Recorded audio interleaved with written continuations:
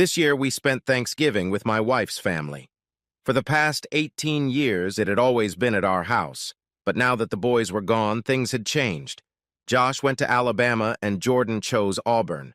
I think they did it on purpose, just so there would always be an ongoing conflict in the family. It was kind of traditional and always fun. I spent the last 15 years working as an insurance claims adjuster, and I absolutely hated it. I always wanted to do something outdoors and manual labor. I didn't know exactly what I wanted to do, but I knew I didn't want to work behind a desk anymore. My family situation made me a slave to my job. Connie had never worked. Over the past few years, the boys have been very active in sports and other activities. I have become an involved parent, and Connie has been more reserved but supportive. As I spend more time with the boys, she spends more time with her parents. Connie's parents were in their late 60s. They were still in good health, but they were beginning to feel the stress of aging. Every couple years they spent Thanksgiving at our house, but we never went to theirs. It was expected to be a very relaxing weekend. The weather was beautiful, so the 2-hour drive went pretty well. Connie's dad and I enjoyed chatting while Connie and her mom were busy making dinner. It was just the four of us, and it went pretty well. The food was delicious and the company pleasant. Frank, Connie's dad, and I were looking forward to a long evening of soccer and cold beer. Connie's mom just wanted to be left alone with her new Patterson novel. "John, if you don't mind, I'm going to go spend the day with Harriet Miller from high school. I haven't seen her in over 10 years. Will you and Daddy be okay?" "We'll be fine, honey. Stay as long as you want, but don't drink alcohol." I smiled and waved as I walked her to the door. Connie's mother, Teresa, was just finishing cleaning up when I grabbed a couple of fresh long necks for myself and Frank. "Where did Connie run off to, John?" "I think she said she was going to visit an old friend, Harriet Miller, I believe." "That's nice. She'll probably be there most of the evening." She smiled at me strangely. She said she'd be back later in the evening. It was a leisurely, quiet evening. Teresa was cozying up with her book in the living room, and Frank and I were trying to catch up on soccer games, but to no avail. "John, could you get a couple beers out of the fridge? I think we need to have a little talk." When I got back, Frank had just closed the door between the study and the living room. "What do you want to talk about, Frank?" "First of all, I think you should know that Harriet Miller died of colon cancer about 6 months ago. I have no idea why Connie said she was going to visit her. She might as well have picked the name of someone who didn't die." I didn't react to what he said. "I'm not sure, but I think it's a joke between Connie and her mother. They seem to have some little secrets that I'm not privy to." "You mean there's something shitty going on that I don't know about?" "That's right. It's been going on for the last 5 years or so. That's why Connie's been visiting us so much." "What exactly are you trying to say? I'm a little confused." "When Connie comes to visit us lately, she doesn't stay here. I don't know where she goes, but I've been very specifically told to keep my nose out of it." "You're saying Connie's doing something she shouldn't be doing and her mother's helping her do it?" "I knew you were a smart guy." I finished my beer and we both began to feign interest in playing ball. We didn't talk about it again. Time was running out. Frank started to peck his nose, and I caught myself wondering what my wife was really up to. I pulled out my cell phone and started playing. Connie had turned off her Find My Phone app. I fiddled with it for a while, but to no avail. I didn't try to call her, but assumed her phone was still on. I wondered how these police officers always managed to find a cell phone, and I couldn't. I made fresh coffee. Frank fell asleep in his chair. Teresa covered him with a blanket when he went to bed. Connie finally came home. "So, how was Harriet?" I tried to say it with a nonchalant look. "She's fine. They've remodeled the whole house, now that their kids are gone. It looked nice. The problem is that I drank too much wine. I shouldn't have driven home." I didn't answer. "John, I'm really tired. I'm going to take a quick shower and go to bed. We'll talk in the morning, okay?"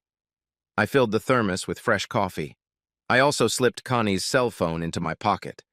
As I walked out the door, I heard Frank whisper, "Go get 'em, Tiger." I didn't understand what he meant, but it brought a smile to my face. There was no real plan, so I just sat there waiting for the engine to warm up. Eventually, I decided to try to use the GPS system in the car. for what it was worth, I hoped to get something out of it other than finding the nearest McDonald's. I went to the history section of the Navigator and selected bead crumbs. Yes, it was all there. I had a nice little line of red dots showing me where my loving wife was that day. I had no idea where Harriet lived, but it didn't matter. All I had to do was follow the yellow brick road. I mean the road with the red dots. 15 minutes later, I was in a small, modest neighborhood in front of a small brick house with a one-car garage. This had to be the place because the dots here had turned around and were starting to come back. I pulled out my phone and went into Google Maps. It took some manipulation, but after a few minutes I realized I was right in front of 321 David Drive. If I had known what I was doing, I could have figured out everything else in a matter of minutes. I didn't know what I was doing, but I did stumble upon it and learned that the house belonged to Henry Parker. Henry Parker was Connie's high school friend and, if I remember correctly, even took her to the prom. So she visited an old friend and spent some time with him. That doesn't necessarily mean they spent the afternoon actively having sex. That may have been the case, but I had no proof. All I had was enough to make my marriage a little upset. I hated shit halfway through. I was going to just go back to the house, but at the last minute, I decided to keep picking up breadcrumbs. It turned out to be the right decision. It seems Connie didn't go straight to Henry's house. She stopped at a local drugstore that was on the way. So what could I do with this information? I turned on the interior lights in the car and looked around for an empty paper bag or receipt. I found nothing. Connie, of course, was a person of habit. She never paid cash. She took everything with a credit card. I turned on her phone and clicked on the MasterCard icon. It worked just like it was supposed to. My purchase history took me right to the pharmacy, and I immediately got a copy of the purchase that was made at 3:45 p.m. today. My loving wife bought a package of condoms for $7, $89, and a tube of lube for $10, $77. There were 12 condoms in that package. I hope she didn't waste her money. Now I had enough information. I could go home, but there were a few other things I needed to do. First, I saved a copy of the pharmacy receipt in JPG format. Then I went into my phone's settings. I wasn't very good at this kind of thing, but I kept going until I had the upper hand. I saved the receipt picture as my wallpaper. I then set it as the default for her phone. Now, whenever she opens her phone, it will be the first thing that pops up. I'm sure she will have no problem getting rid of it, but not before she realizes that I am fully aware of what she has done. I also sent myself a copy of this picture. 20 minutes later, I returned to the house. Frank was still asleep in his chair. I assumed Teresa was upstairs in bed and my loving wife was sound asleep in the guest room. I quietly gathered all my things and went down the stairs. I placed Connie's cell phone on the kitchen table along with my wedding ring. There was no note. I didn't feel it was necessary. I was ready to walk out the door when I saw my father-in-law in the doorway. "How'd it go, John?" "Just as you expected."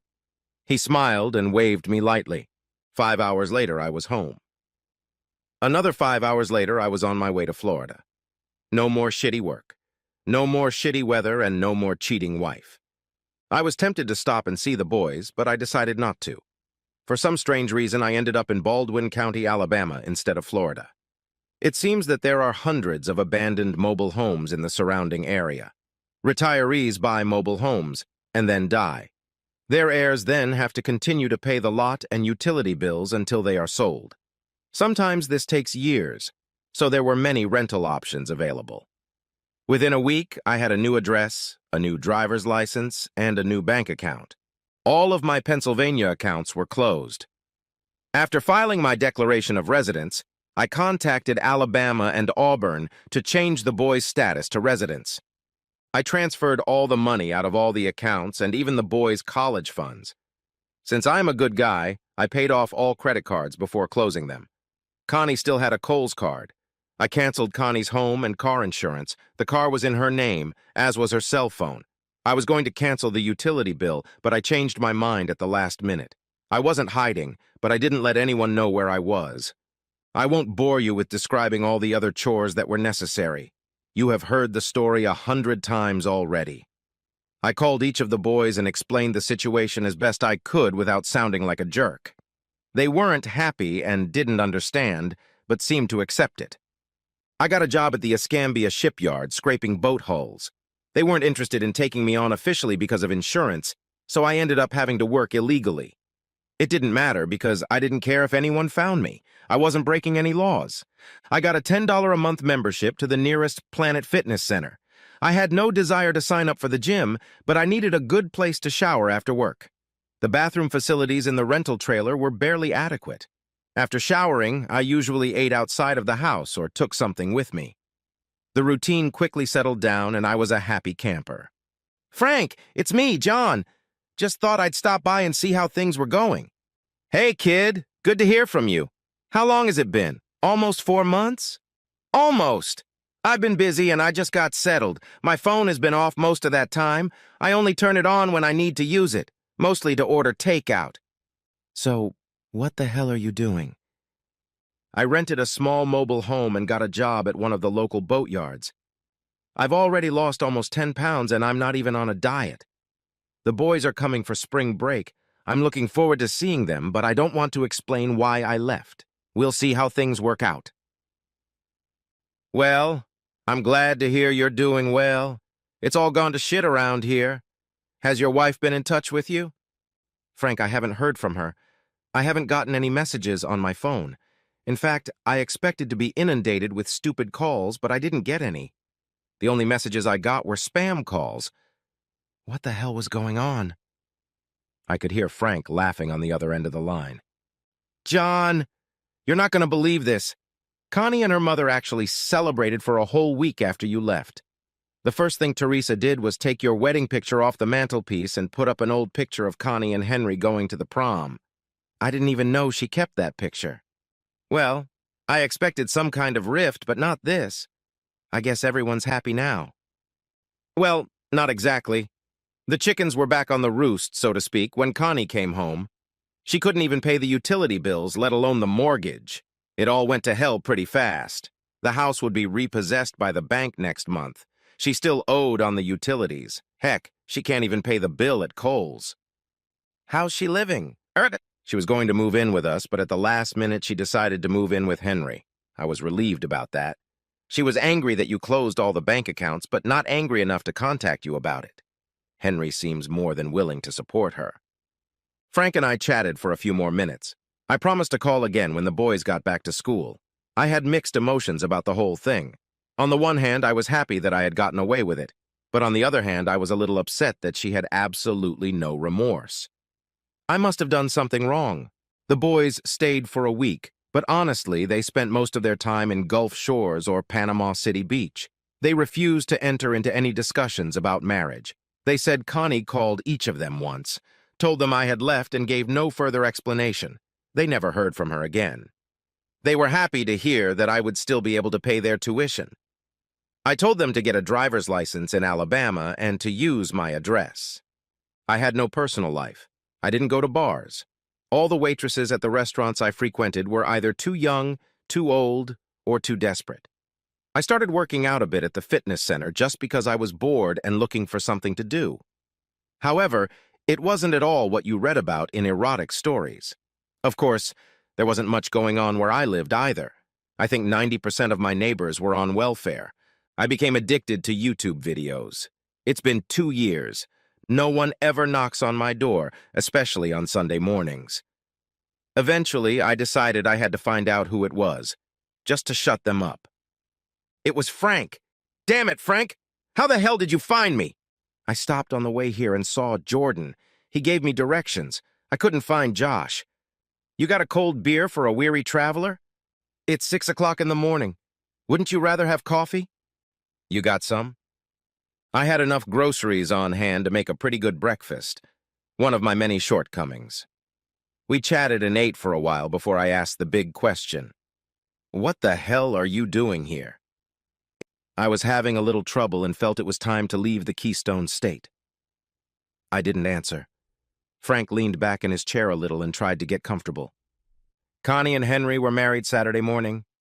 I didn't even realize I was divorced. That's interesting, but it didn't seem like a reason to leave. While everyone was at church, I went and burned down Henry's house. Now that seems very interesting. How'd it go?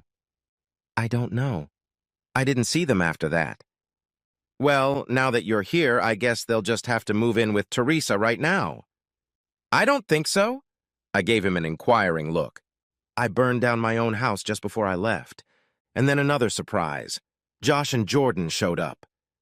What had I done to deserve this visit? Frank and I helped them drop off their bags. We were actually trying to figure out where Grandpa had disappeared to. That was my best guess. Josh thought he was going to Mexico. I take it you were both at the wedding?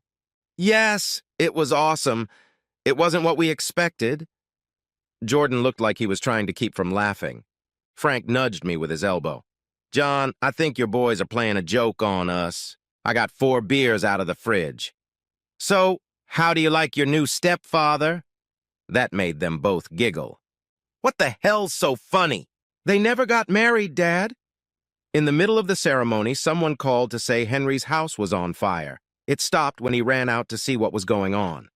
By the time things had settled down, we found out that Grandma and Grandpa's house was on fire, too. Mom kept trying to get Henry to finish the ceremony, but finally he got angry, yelled that the wedding was off, and ran out.